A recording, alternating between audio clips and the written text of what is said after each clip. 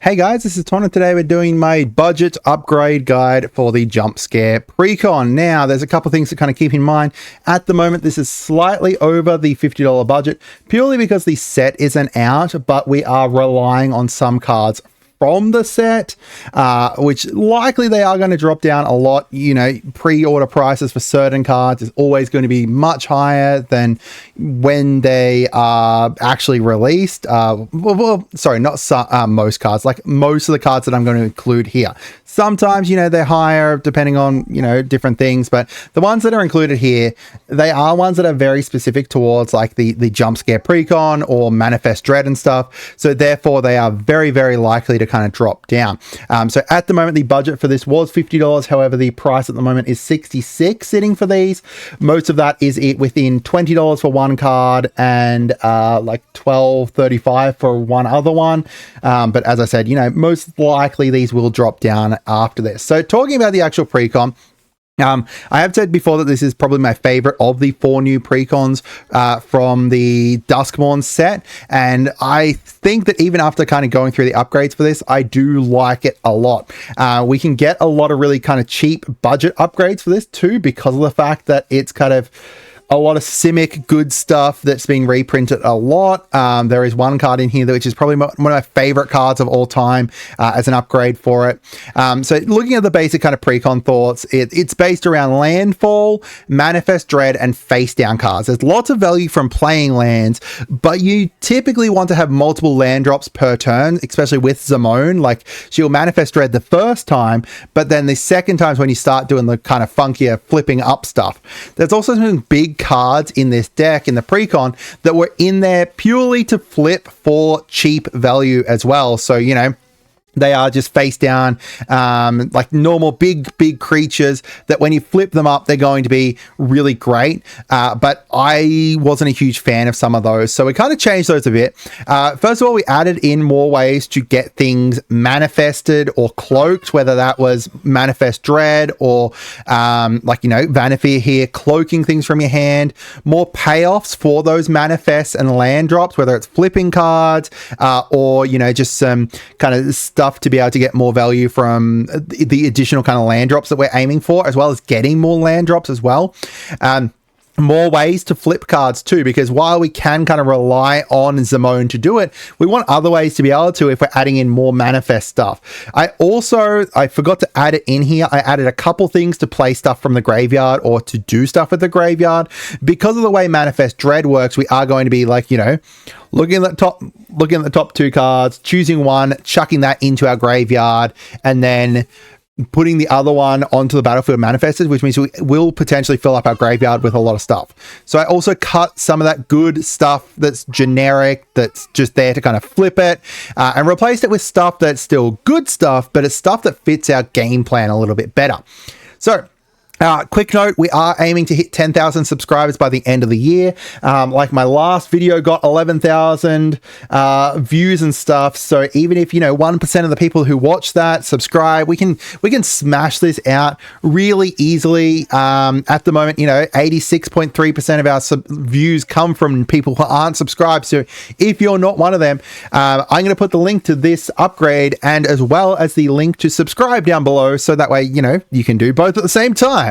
So let's have a look at the additions first up. First up, we have Paranormal Analyst. This is going to make it so that when we do Manifest Dread, it is going to put those cards into our hand instead of the graveyard. So one goes onto the battlefield and then one goes into the hand, which means we have a lot more card draw. Really, really nice stuff there.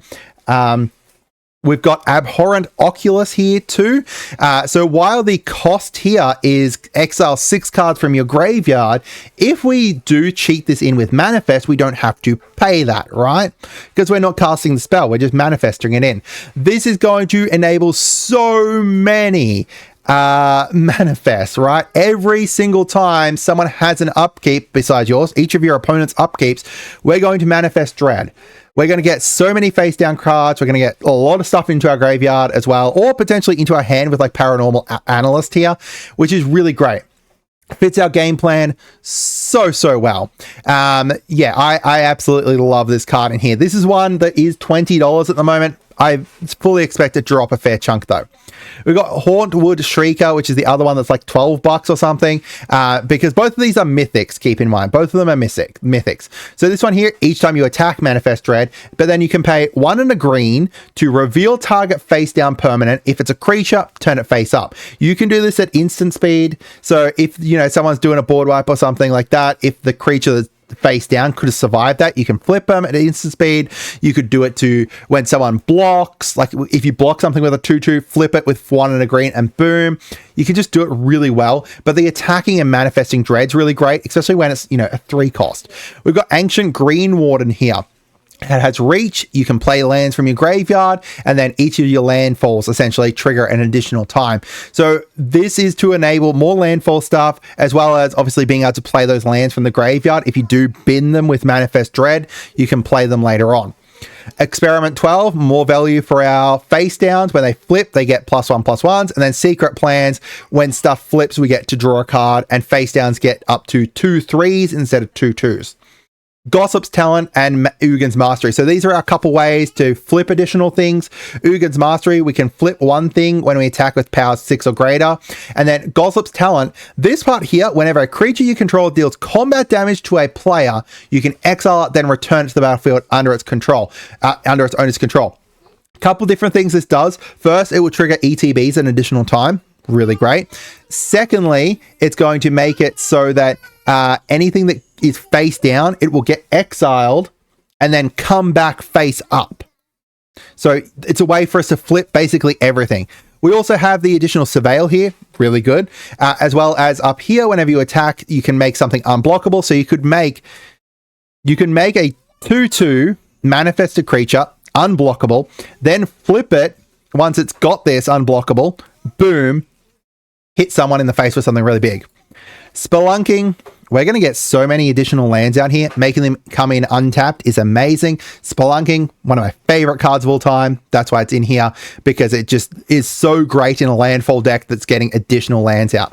Ghostly Flicker, we can just flicker stuff that we control. So either to flip 2 face down things face up, or we could use it on like Zimone to protect Zimone as well. We've got Springleaf Avenger. Now, people may not agree with me on this one. First of all, it's got ninjutsu, so we can cheat it in with a ninjutsu. But this part here, when it deals combat damage to a player, that's still going to work if you were to flip it while you're attacking. If you get what I mean, right? So you attack with it, it gets unblocked, we flip it. Or even like a ninjutsu, like a ninjutsu 2/2, if you use a manifest creature, you attack with it, it's going to deal combat damage, so we can use ninjutsu to put that back into our hand. It doesn't like that way you can get like an instant or sorcery that's out there back into your hand as well. Leah is going to let us give all our instants and sorceries flashback. Really great. Vanifer, cloak additional things. Cybership. So this is my like secret tech in here, right? Secret tech, Cybership. So Cybership lets you essentially manifest the top 2 cards of the person's library that it hits. So you can hit someone in the face with Cybership. You get to manifest the top 2 cards of your library, of their library on your side, except they're 2/2 Cyberman. Now, keep in mind that with like Zimone, the creatures that you flip face up don't have to be manifested. They don't have to be cloaked. They just have to exist. So you can flip people's other stuff. It's really cool. We've got Uru, Titan of Nature's Wrath. To start off with, if you flip it from face down to face up, it didn't enter the battlefield, therefore you don't need to sacrifice it. But he's going to get so many extra land drops and give you life, as well as the fact Deeproot or Wayfinder will do the same. Even then, with Uru, if you manifest Dread, you could put him into your graveyard and then put the other thing on the battlefield, and then you can still escape him later on. We've got Ashnods. Ashnods is going to enable so many great combos with this, because they've got like the creature that turns all of your like if a creature was to die, put it back onto the battlefield face down as a land, right? We've got the thing that turns all of your lands into stuff. Because the land drop comes in, it flips face up. Then you can sacrifice it again with Ashnods. put it over. It's Eudora. Eudora returns it back as a land, and then Zimone triggers, flipping it, then sack it with Ashnods again. So you could just, with Eudora and Zimone plus Ashnods, that's just infinite mana. Right? Infinite 2/2s, infinite ETBs, infinite LTBs. Sorry, not ETBs. Infinite LTBs and infinite land enters, so landfalls, etc. Omniscience is here because we're just going to cheat it out. And once you cheat this out, because you manifest Dread, you manifest Omniscience, you flip it face up with Zimone. Boom. Now you've got an Omniscience. Now every single card in your hand you can cast with no mana drop, no mana cost. So as for the cuts, these are the cards that I've cut. Generically, any kind of normal kind of land, like anything that was doing like a land and stuff like that, that didn't synergize all that great with the rest of the deck was, as I said, some of the generically kind of land drop kind of stuff. Generically big creatures I kind of cut too. Cultivator cut because we replaced it with other stuff that could do the same thing. I actually missed a card that I added into this deck, which I added in, which was, where is it? Wizard class. I added wizard class as well, which I forgot to put onto this slide because we're going to be drawing so many cards with all of our kind of, you know, when a thing turns face up, draw a card. When a creature enters, draw a card. When a landfall enters, draw a card. Like, you know, there's just a lot of land dropfall, like a lot of land stuff. I did cut Simic Signet here because I'd rather kind of get more lands out than rely on an artifact for our mana. So just more lands, I think, plays into this better than the Simic Signet there. As I said, just mostly generically good creatures, generically like just most of the kind of stuff that didn't fit as well into it. Giggling Skitterspike is a new card. Disorientating Choice is a new card. I just don't think either of them really fit into the deck as well. So some more expensive upgrades. You've got like Guardian Project, boom, you know, each time a creature enters, if it didn't share a name. If you don't know, manifested creatures have no name, therefore they never share a name with another creature, therefore you're going to draw a card each time you manifest Dread too. Sylvan Library, essentially letting you like set up whatever the card is for the top of your library, so then you can manifest Dread it later on, or just draw additional cards, which is good. We've got Exploration, additional land drop. Cyclonic Rift, a mass removal, one of the best removals in the game. Really great for a board wipe to get more value out. Scape Shift, just so many ways you can use this in a landfall deck. Crucible of Worlds to let us play some lands from the graveyard. Overworld of the Haunt, making it so that we're creating an additional land each time we attack with it, which is really good. Dryad of the Listening Grove as well, play an additional land, and who doesn't love that art there? Royal Elemental, landfall, steal a creature, really great. Kozilek, manifest 2 things, as well as get those colorless creatures are now going to be, you know what, 5 4s, 5 5s if we've got the other card that we got out to the buff stuff out. Really cool card. So let me know what you guys think. Is there, you know, upgrades that I've missed here that you like, upgrades that you would love to add in? Again, make sure you subscribe. Make sure you head down to the link below to check out the deck. Have a great day and goodbye.